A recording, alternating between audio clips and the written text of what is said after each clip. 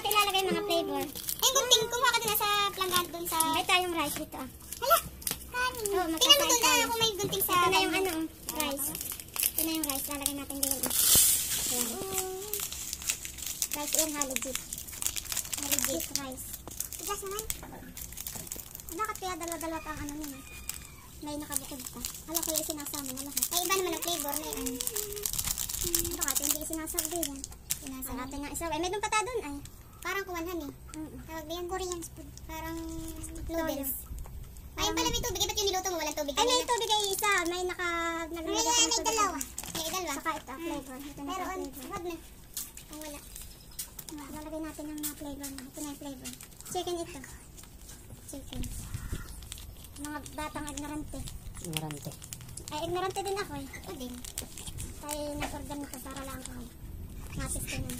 Nahana yung tubig. Ito ah. Buksan mo nito. Kaya na pa ito ah. Ayun nga yung papakuluan natin. Lagay mo din ah.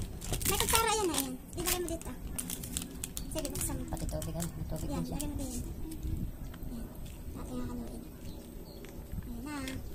Naluluto na agad? Hindi, dito yan ah. Diyan na magluluto na. Ah, doon maluluto. Oo, atin lang hahaluin para mamaya kakainin na lang.